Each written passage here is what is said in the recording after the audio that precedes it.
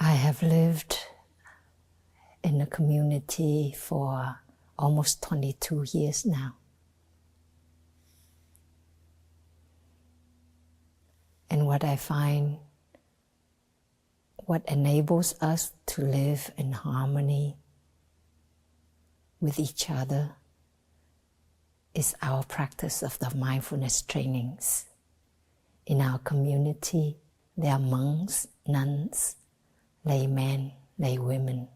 We call the fourfold Sangha or the multifold Sangha. And the five mindfulness trainings serve as a mirror in which we can see ourselves and each other.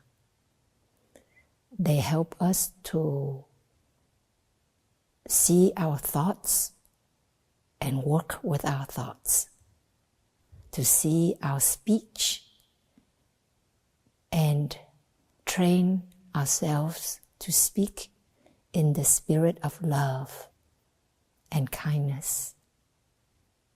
We call loving speech and deep listening.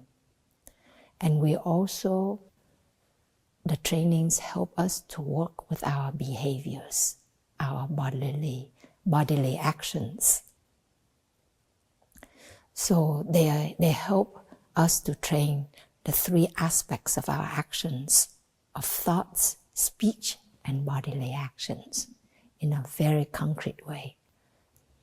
And you can find these five mindfulness trainings online. If you just type in the search bar, plumvillage.org, and then search for the five mindfulness trainings. They should be there for you. Every mindfulness training starts with aware of the suffering caused by something. Aware of the suffering caused by the destructions of life. I'm committed to cultivating compassion and learning ways to protect the life of people, animals, plants, and minerals.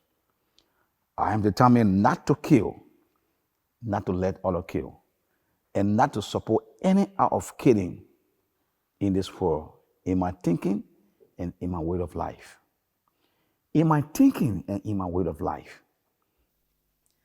Aware of the suffering caused by exploitation, social injustice, stealing, and oppression, I am committed to practicing generosity in my thinking, speaking, and acting. So this is a practice of being aware of the suffering. And because we are aware of it, we want to find a way out. We want to transform that suffering. And the training helps us to see very specific ways that we can prevent causing the suffering or healing that habit that causes the suffering. I knew a teenager, and I took care of her since she was 12 years old. And she had a lot of problems. Before she graduated from high school, she contacted me. She wanted to come to the monastery to spend a week here before she joined the Marine. And she shared with me from the age of 12 to 15, she had been in gang, she had been raped, she had used drugs. So, but thankfully, because she took the five mindfulness trainings at the age of 15, she said many times she would take out her iPhone and she would read the five mindfulness trainings again and again to help her clear her mind, clear her confusion, so that she could try to do the right thing. And finally, she was able to leave the gang, to join ROTC, and finish high school, and she wanted to become a doctor. So the 5 mindfulness trainings can help us see a way out concretely when we may not ourselves see the way out, when we are so confused and mired in our despair or desperation. The trainings are there to help us see the situation more clearly and know how to exit that situation.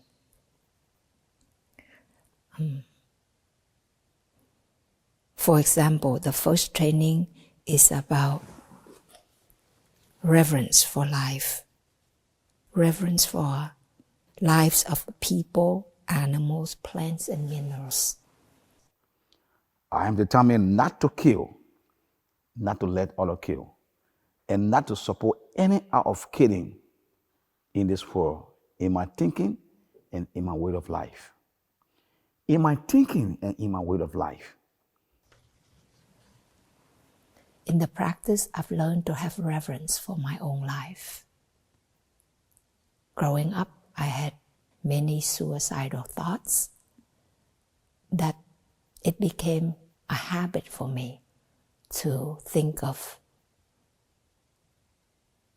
suicide whenever I had a big difficulty in school, in relationships.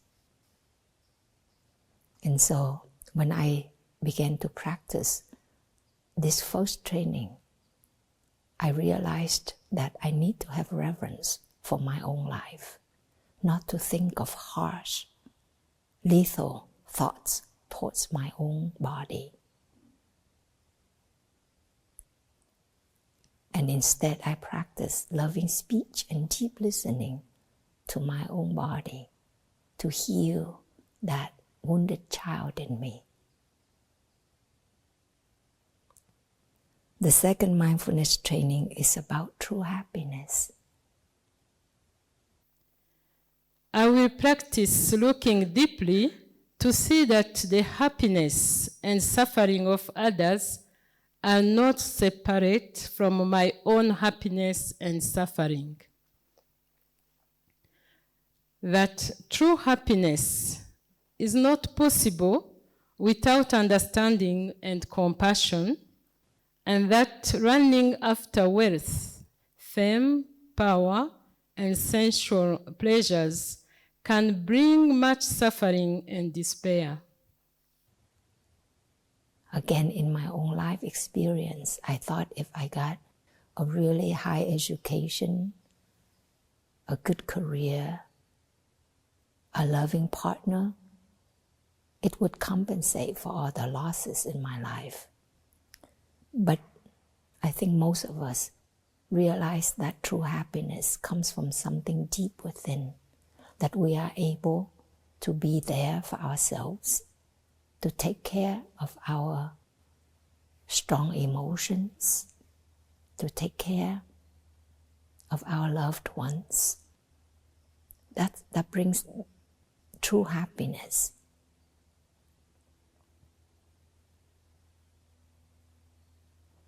The third mindfulness training is about true love. This mindfulness training is called True Love, but I think the word sex is actually mentioned more often.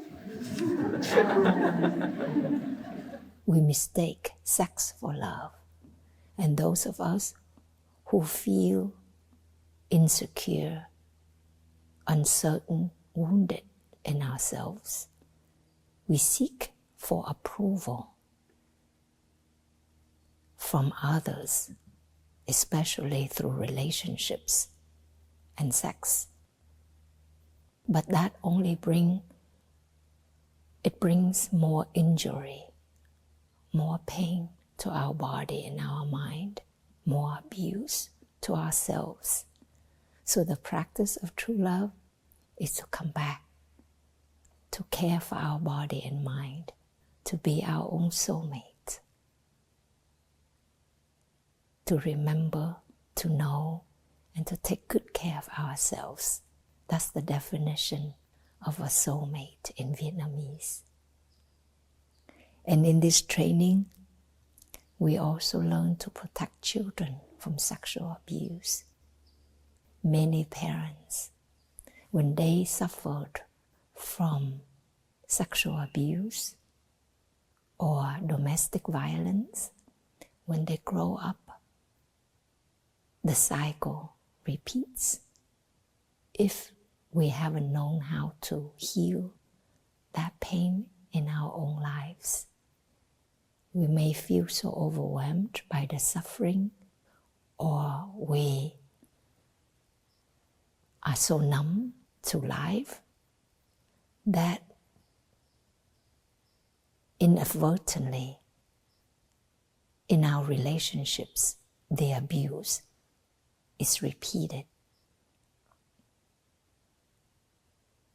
And then our children, we expose our children to violence and abuse without knowing it, without recognizing it. Or even if we see it, we're not able to confront that. And so the cycle of suffering is repeated. So in our practice of mindfulness, we learn to heal our old wounds so that we can truly be alive, truly be present for ourselves and for our loved ones, especially the children, so that they don't have to go through the pain and the abuse that we had gone through. The fourth mindfulness training is about loving speech and deep listening.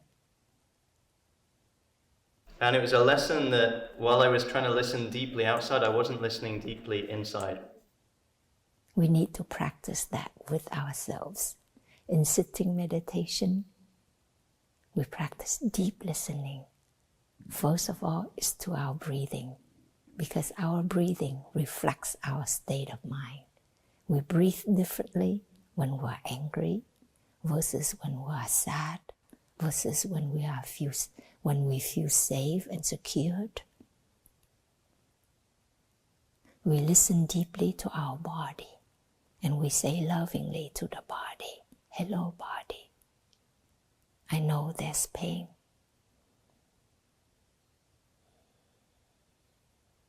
It's okay." And we breathe and relax that pain.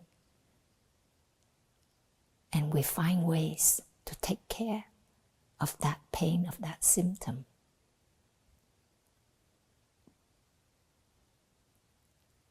So we learn to speak lovingly, to listen deeply, first and foremost to ourselves, so that we can also do that for our loved ones. Otherwise, our speech is too harsh, too unkind, or too bitter. That drives our loved ones away.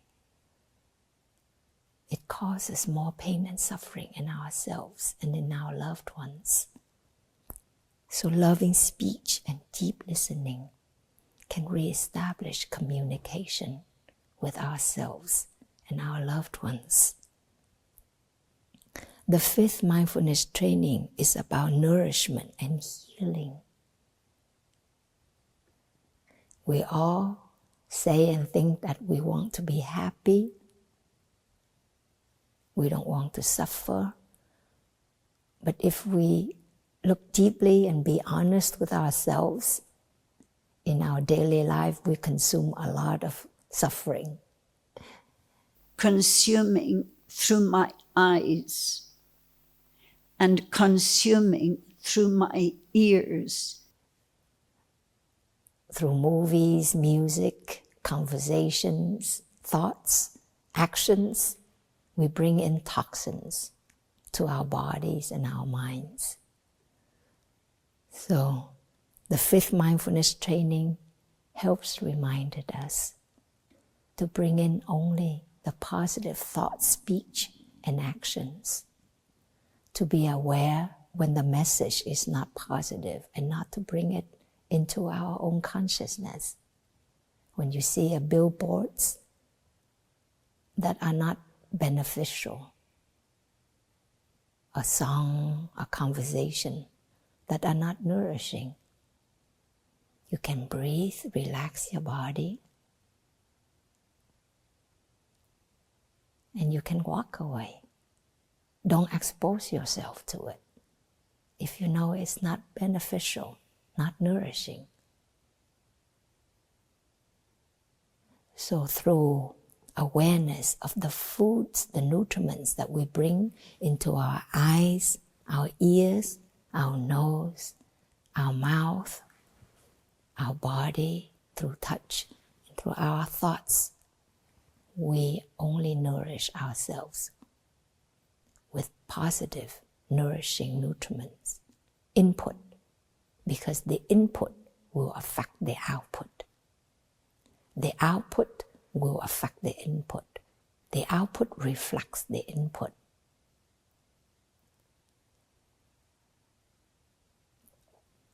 These mindfulness trainings, they are like the North Star. They give us the direction. So when we veer, we go astray from them, we can smile and come back to the path. We don't expect ourselves to be perfect at practicing these trainings, but like that young girl who suffered so much, but she took refuge in these trainings to help herself, to take better care of herself. And now she's a nurse. Now she has a family, and her life is much more stable. She has more peace in herself, more reconciliation with her wounded child, because she has taken refuge in the practice. So I hope you also find refuge and guidance in these mindfulness trainings. Bless you. Please call me by my true names, so that I can wake up and the door of my heart can be left open. The door of compassion.